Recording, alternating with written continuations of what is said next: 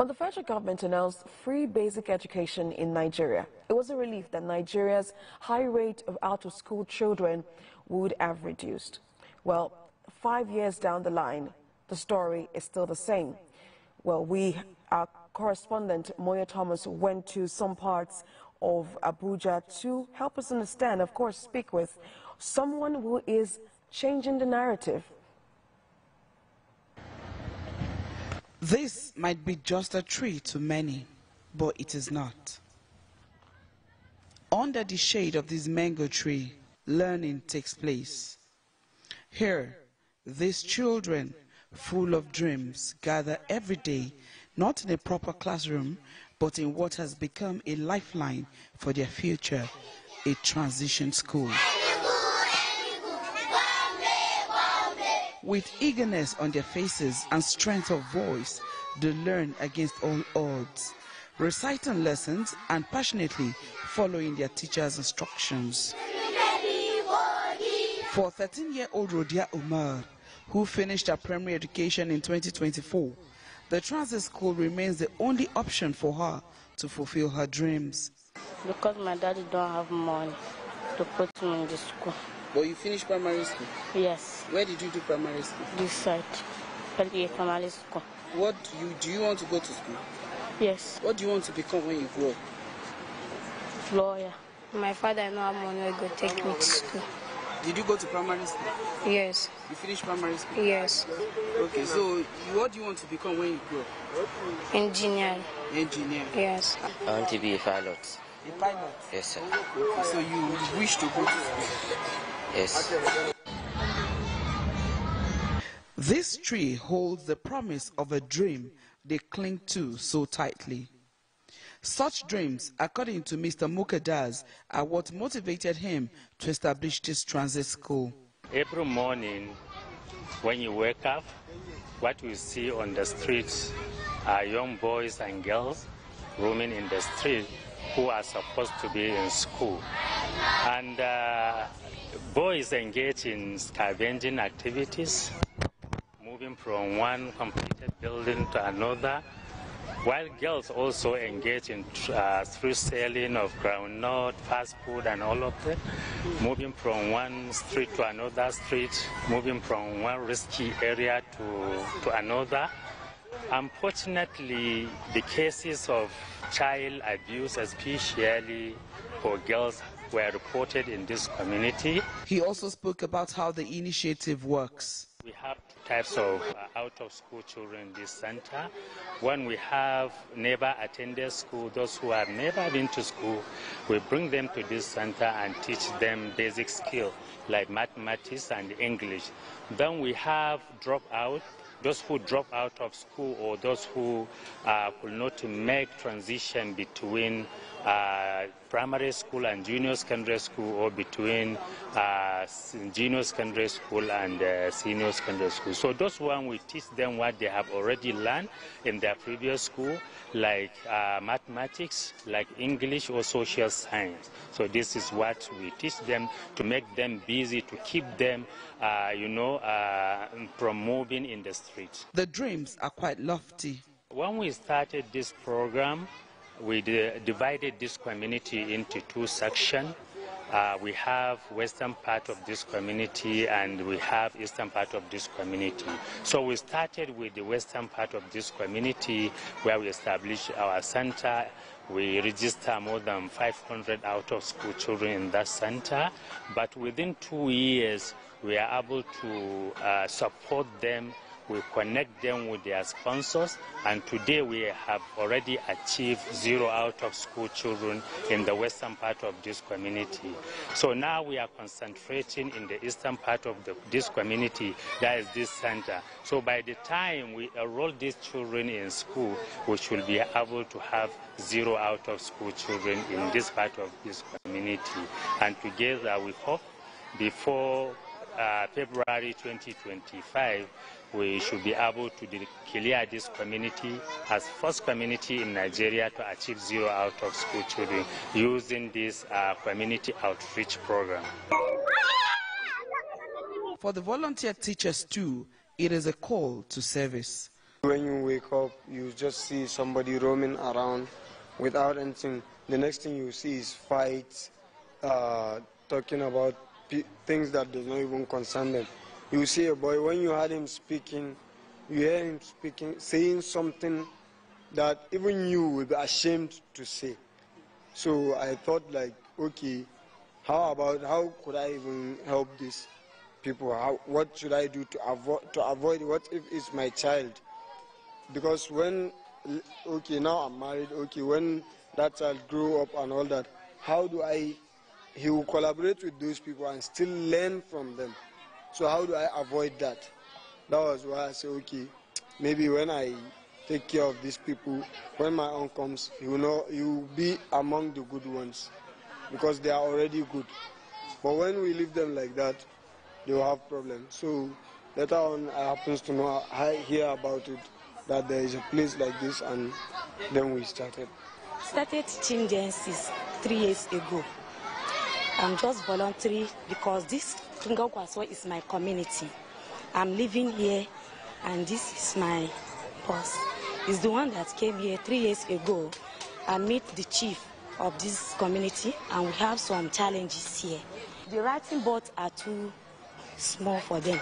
If I want to write like counting of number from 1 to 200 for them, I used to divide it into 3 before we reach 200.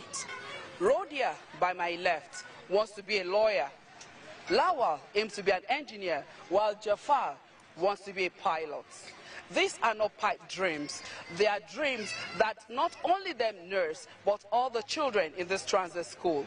They are dreams that can become a reality if they get an opportunity to go to a regular school. Poverty has been a leading cause of increased out-of-school children in Nigeria.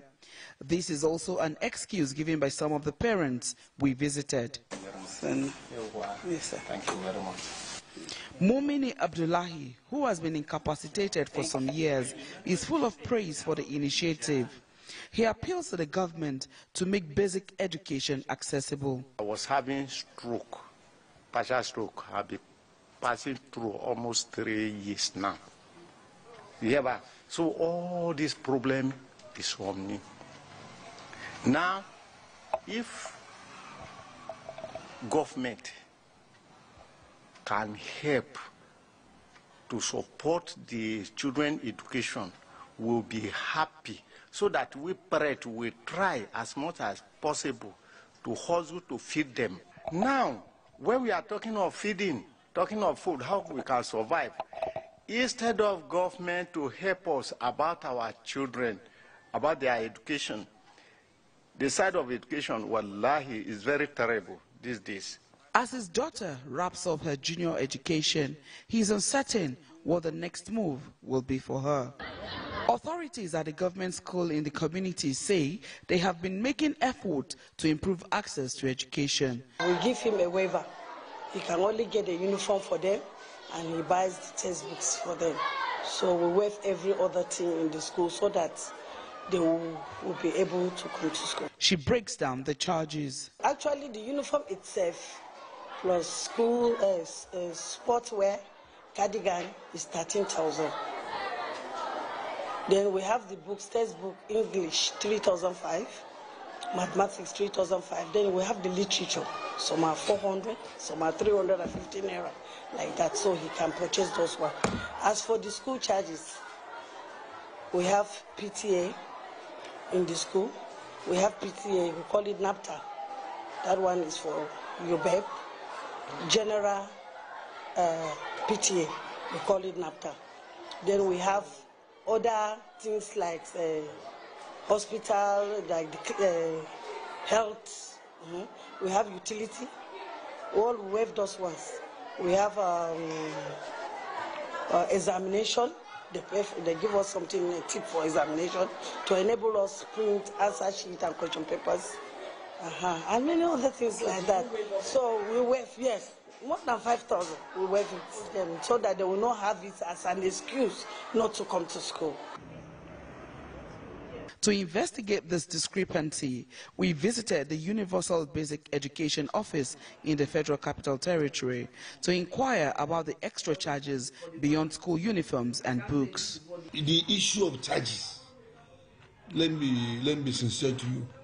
As I've said, one is free and compulsory, but then the parents and the teachers, they have a union where they think it goes to their credit if they can complement the effort of the government, but it's not compulsory. It's never compulsory. It is an effort where the logo of free education is that education for everybody is everybody's responsibility. But then the question of saying maybe everybody should pay 2,000 naira, no.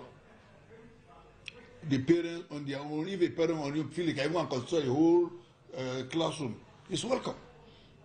But it should not be a criteria for admission, it should not be a criteria for anything, no.